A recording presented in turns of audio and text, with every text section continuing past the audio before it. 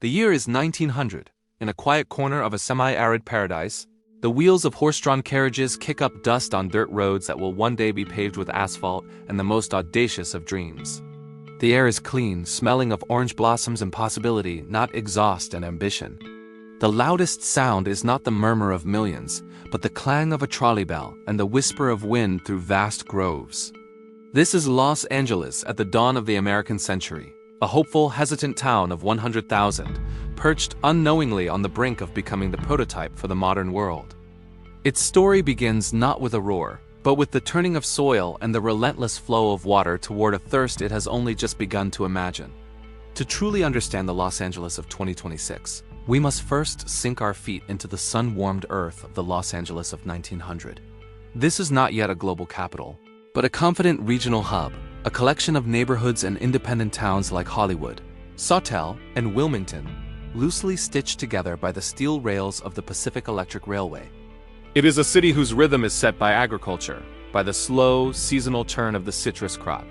From the San Fernando Valley to Riverside, the landscape is a patchwork of verdant groves oranges, lemons, walnuts, a cultivated Eden that defines the region's identity and economy.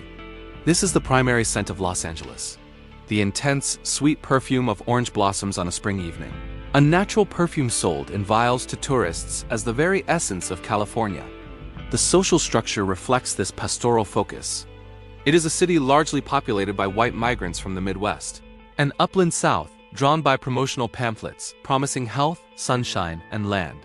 They sought a Protestant agrarian ideal, a reprieve from the grime and density of industrial eastern cities. The Los Angeles of 1900 is, in many ways, a reaction to the Gilded Age, selling a dream of rustic purity and individual space. The architecture of everyday life is low-slung and organic. The dominant home is the California bungalow, a modest Craftsman-style house built from local wood and riverstone, with a broad porch for taking the evening air and a sizable plot for a family garden. This isn't just housing, it's a philosophy.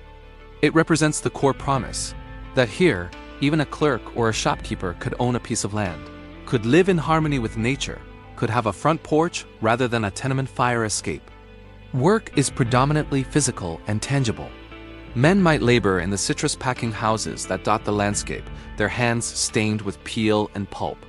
They might work in the burgeoning oil fields, like the one at 2nd and Glendale, where wooden derricks nod like giant wooden insects in the heart of the city, drawing black gold from the earth.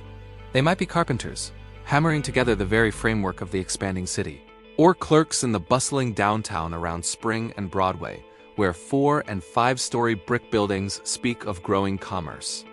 For women, work is largely domestic, centered on the home and family, though opportunities are slowly emerging in teaching, clerical work, and the retail shops that serve the growing population. Transportation is the first hint of the metropolis to come, but it operates on a human scale. The private automobile is a rare, thrilling curiosity, a noisy plaything for the wealthy. The true king of the road is still the horse. But the defining system, the technology that is physically shaping the region's growth, is the electric streetcar. Henry E. Huntington's Pacific Electric red cars and the Los Angeles Railway's yellow cars create the nation's most extensive interurban rail network. For a nickel, you can travel from the beaches of Santa Monica to the vineyards of the San Fernando Valley, from the arts community of Pasadena to the industrial port of Long Beach. This isn't just a transit system. It's a real estate engine. Huntington and others built the lines to open up land they owned, creating the first true suburbs. The city expands not in a random sprawl, but in corridors of development along these steel tracks. The lifestyle this enables is still decentralized, but profoundly connected. One can live in a quiet, oak-shaded bungalow in a place like Highland Park and still be downtown in 30 minutes for work or a show at the elegant Orpheum Theater. The pace is deliberate, the connections communal. Yet beneath this idyllic, sun-dappled surface, a monumental anxiety and a more monumental ambition is taking hold. Los Angeles is a city built in a desert, and its growth is utterly constrained by water. The reliable Los Angeles River is little more than a seasonal stream. The city's leaders look north with a covetous gaze to the water-rich Owens Valley, 250 miles away. This is the city's first act of mythological self-creation, its first declaration of a will that would define natural limits. The Los Angeles Aqueduct, under the driven supervision of city engineer William Mulholland, is more than a public works project. It is an act of conquest. Thousands of workers, using dynamite, horse-drawn scrapers, and sheer muscle, are carving a concrete river through mountains and across deserts. When completed in 1913, it will not just bring water. It will bring the fuel for unimaginable growth.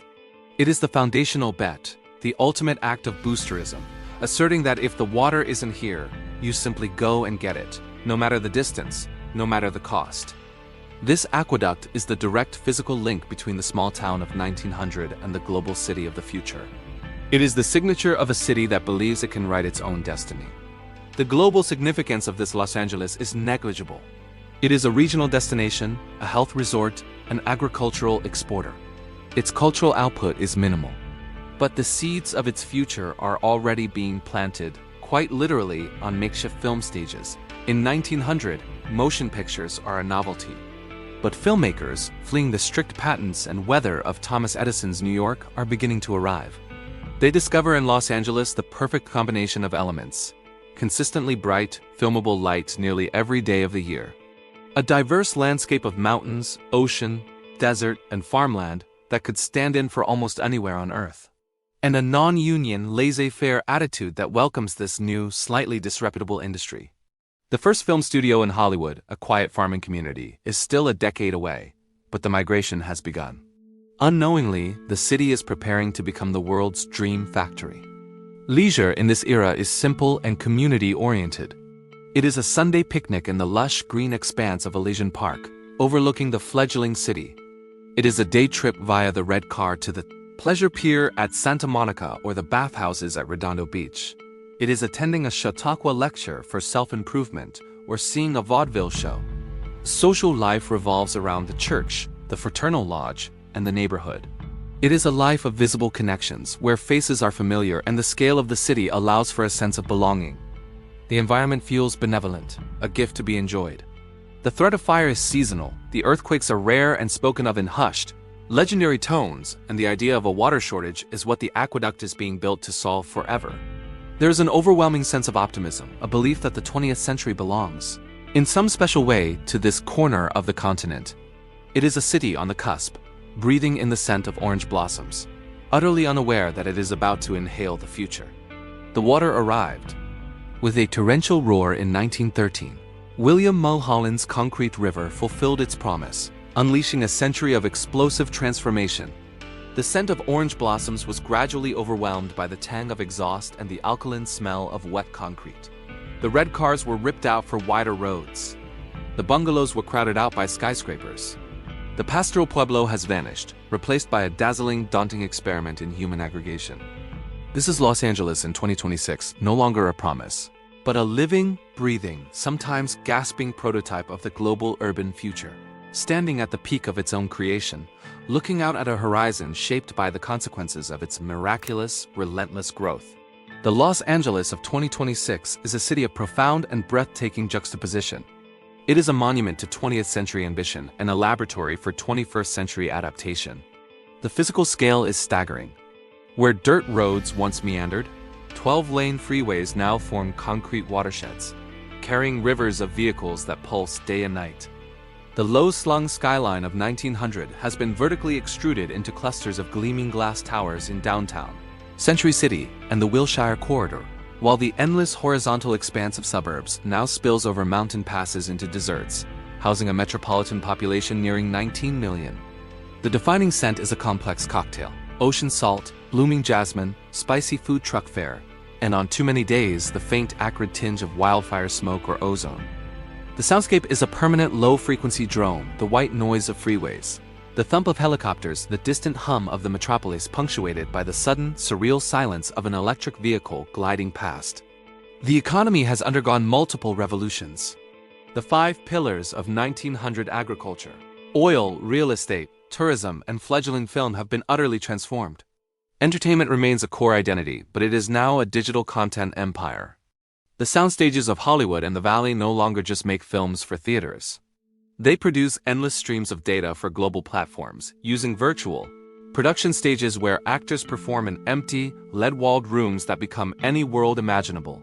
Oil derricks have been replaced by Silicon Beach, a constellation of tech campuses in Playa Vista, Santa Monica, and Culver City, where the currency is lines of code, venture capital, and social media influence. The ports of Los Angeles and Long Beach are not just harbors. They are the engine of global logistics. Automated cranes moving containers from megaships onto trains and trucks in a 24/7 ballet of consumption. Aerospace has evolved from building planes to engineering satellites, drones, and prototypes for flying taxis. Work is increasingly intangible and precarious. The solid, unionized manufacturing jobs of the mid-century are scarce. For many, work is a gig driving for a rideshare app, delivering groceries, offering freelance creative services in a fiercely competitive digital marketplace. The security promised by the bungalow-dwelling life of 1900 has vaporized for a large segment of the population, replaced by the anxiety of the contract worker. Housing represents the greatest fracture in the city's dream. The California bungalow, if it survives, is now a multi-million-dollar artifact, often bulldozed for a vastly larger McMansion or a small lot subdivision. The promise of individual homeownership is a statistical fantasy for the median earner. The city is gripped by a chronic, severe affordability crisis. Average rents consume a crippling portion of income, forcing families into overcrowded apartments or grueling multi-hour commutes from the exurbs of the Inland Empire. The streets of neighborhoods like Skid Row present a harrowing counterpoint to the wealth of Beverly Hills, a sprawling, open-air crisis of homelessness and mental illness that is the most visible symbol of the city's deep social failure. The social structure of 2026 is a global tapestry, a stunning contrast to the homogenous populace of 1900. Los Angeles is a majority-minority city, a preview of the nation's demographic future. Over 200 languages echo in its schools. Koreatown, Thai Town, Little Ethiopia, and Boyle Heights create vibrant, semi-autonomous cultural nuclei. This diversity is the source of the city's unparalleled creative energy and culinary genius. But it also exists within a framework of often stark self-segregation and persistent inequality. Technology is no longer a set of tools. It is the very atmosphere. It is the AI managing the stoplights on a smart corridor to slightly ease congestion. It is the app that tells you the air quality is unhealthy today, a direct data stream from the environmental consequences of a century of growth. It is the electric connected vehicle that is itself a rolling computer, part of a slow, uneven migration away from the internal combustion engine that defined the city's 20th century form. It is the smartphone that is a portal to work, social life, and entertainment, making the physical communal spaces of 1900 the lodge, the park, the streetcar less central to daily existence.